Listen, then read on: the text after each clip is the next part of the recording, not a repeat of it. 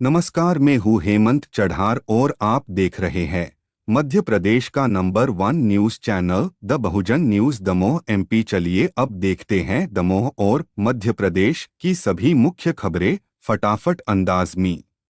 Damoh police ने अद्भुत कार्य करते हुए 2 साल पहले अपने माता पिता से बिछड़े 6 वर्षीय मासूम बच्चे को असम के गुवाहाटी स्थित शांतिधाम आश्रम से सकुशल बरामद कर परिजनों को सौंप दिया।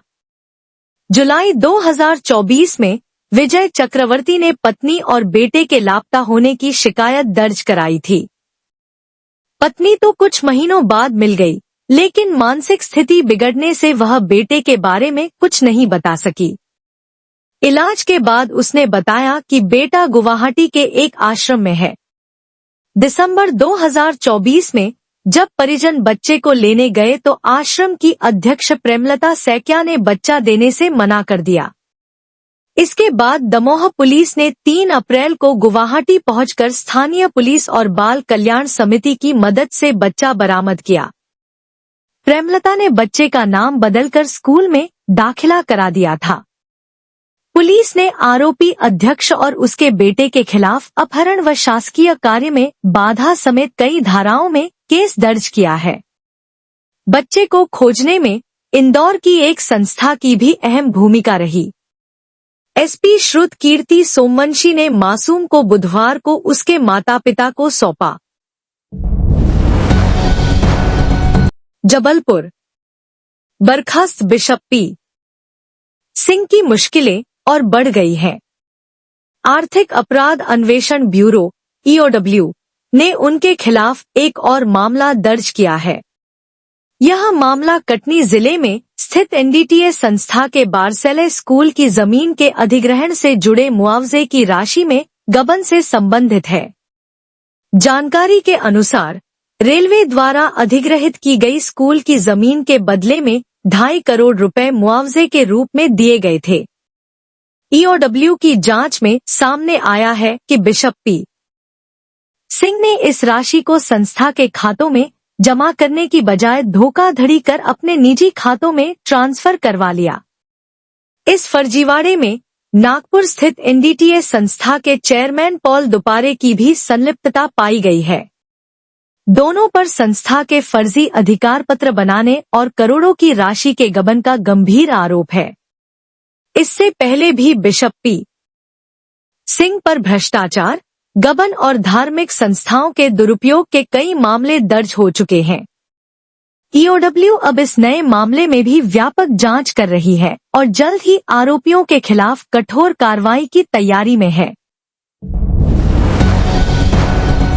मध्य प्रदेश के नरसिंहपुर जिले में जबलपुर भोपाल नेशनल हाईवे 45 पर देवरी के पास एक दर्दनाक सड़क हादसे में बाइक सवार 3 लोगों की मौके पर ही मौत हो गई, जबकि एक 12 वर्षीय बच्ची गंभीर रूप से घायल हो गई।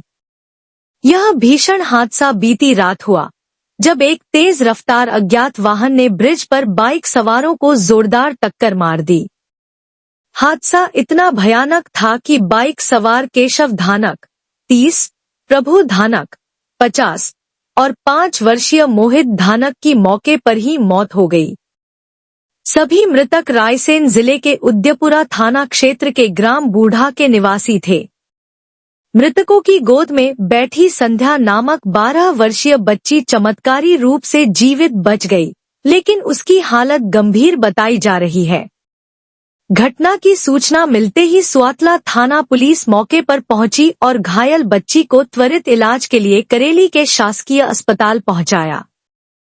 पुलिस ने मृतकों के शवों का पंचनामा कर पोस्टमार्टम के लिए जिला अस्पताल भेजा है।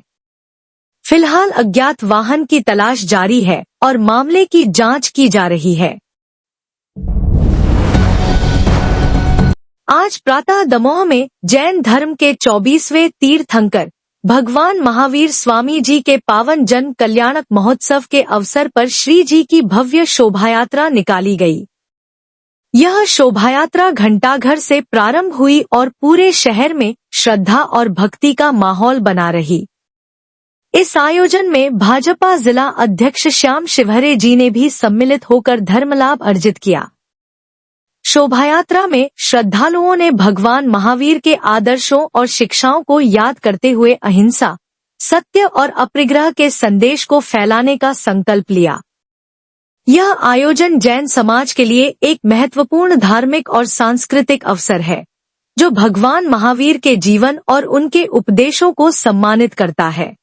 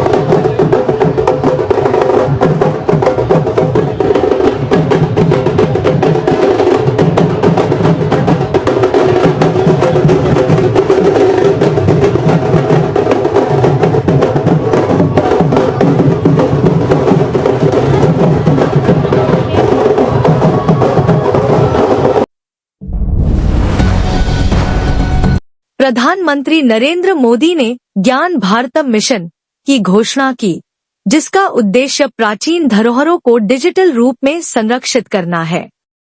उन्होंने जैन धर्म की भारत की पहचान में अहम भूमिका को रेखांकित किया और नवकार महामंत्र को ध्यान और आत्मशुद्धि का मार्गदर्शक बताया। इस पहल का उद्देश्य वैश्विक शांति और आध्यात्मिक जागरूकता को बढ़ावा देना है। साथियों, आज जब इतनी बड़ी संख्या में विश्व भर में एक साथ नवकार महामंत्र का जाप किया है, तो मैं चाहता हूं आज हम सब जहां भी बैठे हो, इस कमरे में ही सिर्फ नहीं, नव संकल्प लेकर जाएं। ताली नहीं बजेगी।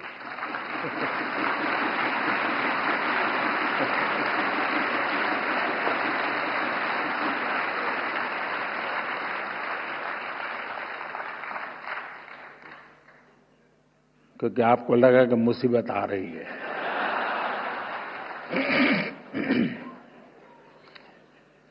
पहला संकल्प, पानी बचाने का संकल्प।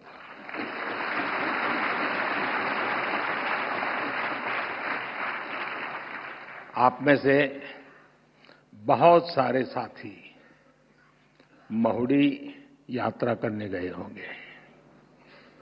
वहां बुद्धि सागर जी महाराज ने 100 साल पहले एक बात कही थी, वो वहां लिखी हुई है। बुद्धि सागर महाराज जी ने कहा था, पानी किराने की दुकान में बिकेगा। 100 साल पहले कहा। आज हम उस भविष्य को जी रहे हैं। हम किराने की दुकान से पानी पीने के लिए लेते हैं। हमें अब एक एक बूंद की कीमत समझनी है। एक एक बूंद उसे बचाना, यह हमारा कर्तव्य है। दूसरा संकल्प, एक पेड़ मां के नाम।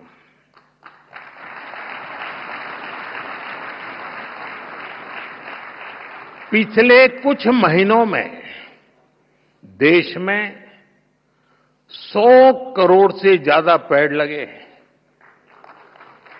अब हर इंसान अपनी मां के नाम एक पेड़ लगाए, मां के आशीर्वाद जैसा उसे सींचे। मैंने एक प्रयोग किया था जब गुजरात की धरती पर आपने मुझे सेवा का मौका दिया था, तो तारंगाजी में मैंने एक तीर्थंकर वन बनाया था। तारंगाजी वीरान सी अवस्था है, तो यात्री आते तो बैठने की जगह मिल जाए। और मेरा मन था कि इस तीर्थंकर वन में हमारे 24 तीर्थंकर जिस वृक्ष के नीचे बैठे थे उसको मैं ढूंढ के लगाऊंगा।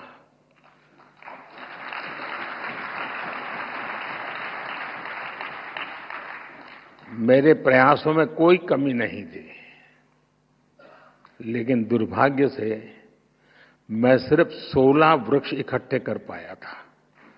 8 वृक्ष मुझे नहीं मिले। जिन तीर्थंकरों ने जिस वृक्ष के नीचे साधना की हो और वो वृक्ष लुप्त हो जाए, क्या हमें दिल में कसक होती है क्या? आप भी तय करें। हर तीर्थंकर जिस वृक्ष के नीचे बैठे थे वो वृक्ष में बोऊंगा और मेरी मां के नाम वो पेड़ बोऊंगा। तीसरा संकल्प, स्वच्छता का मिशन।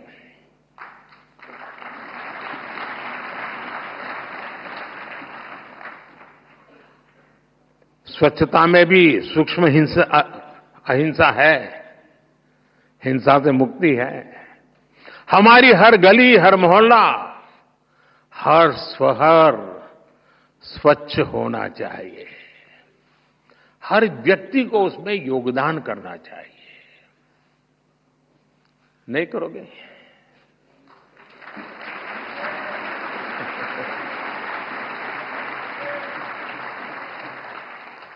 चौथा संकल्प, वोकल फॉर लोकल।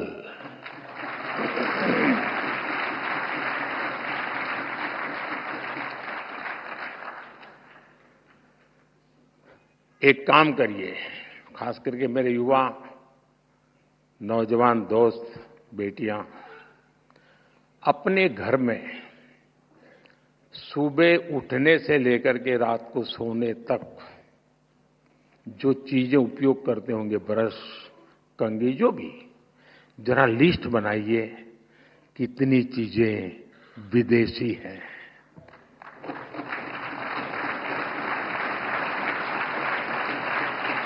आप स्वयं चौंक जाएंगे कि कैसी कैसी चीजें आपकी जिंदगी में घुस गई है। और फिर तय करिए कि इस वीक में 3 कम करूंगा, अगले वीक में 5 कम करूंगा, और फिर धीरे धीरे हर दिन 9 कम करूंगा, और एक एक कम करता जाऊंगा, एक एक नवकार मंत्र बोलता जाऊंगा।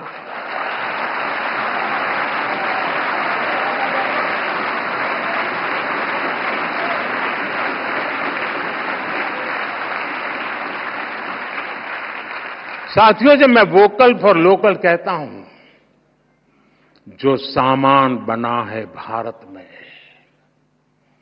जो बिके भारत में भी और दुनिया भर में, हमें लोकल को ग्लोबल बनाना है।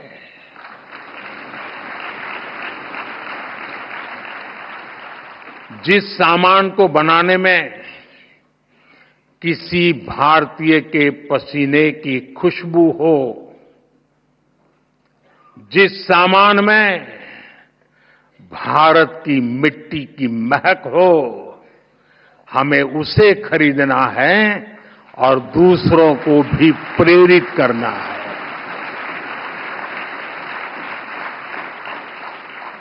पांचवा संकल्प, देश दर्शन। आप दुनिया घूमिए, लेकिन पहले भारत जाने, अपना भारत जाने।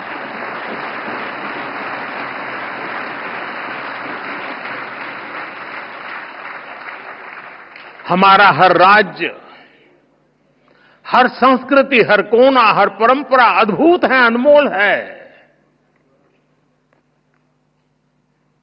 इसे देखना चाहिए। और हम नहीं देखेंगे और कहेंगे कि दुनिया देखने के लिए आए, तो क्यों आएगी भाई? अब घर में अपने बच्चों को महात्मा ही नहीं देंगे तो मोहल्ले में कौन देगा? छठा संकल्प, नेचुरल फार्मिंग को अपनाना। जैन धर्म में कहा गया है, जीवो जीवस्स नोहंता। एक जीव को दूसरे जीव का संहारक नहीं बनना चाहिए।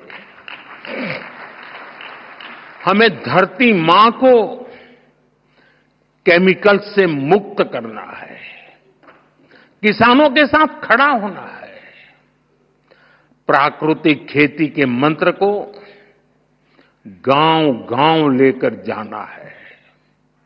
सातवां संकल्प, हेल्दी लाइफस्टाइल को अपनाना।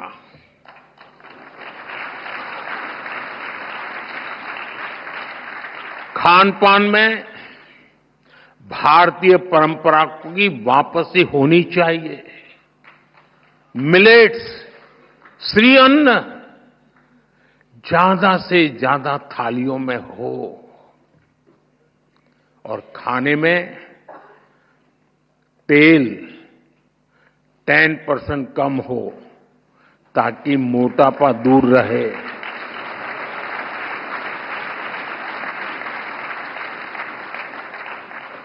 और आपको तो हिसाब किताब आता है, पैसा बचेगा वो काम को और काम का।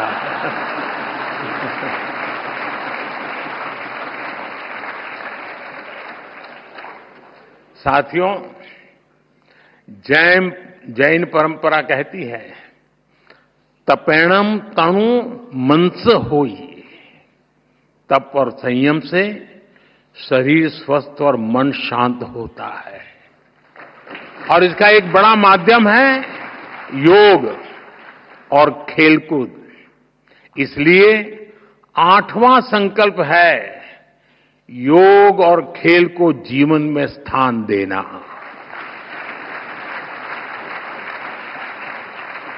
घर हो या दफ्तर, स्कूल हो या पार्क, हमें खेलना और योग करना जीवन का हिस्सा बनाना है। 9वां संकल्प है गरीबों की सहायता का संकल्प।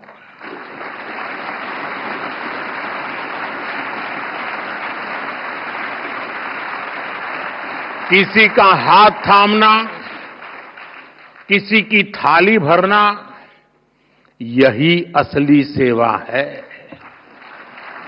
साथियों, इन 9 संकल्पों से हमें नई ऊर्जा मिलेगी, ये मेरी गारंटी है।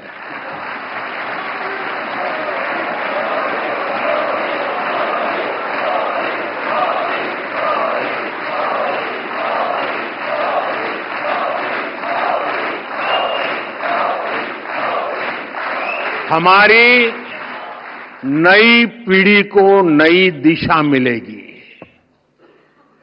और हमारे समाज में शांति, सद्भाव और करुणा बढ़ेगी।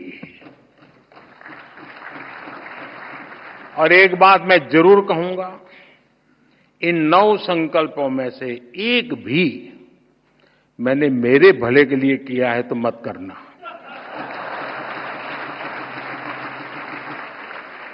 मेरी पार्टी की भलाई के लिए किया हो तो भी मत करना।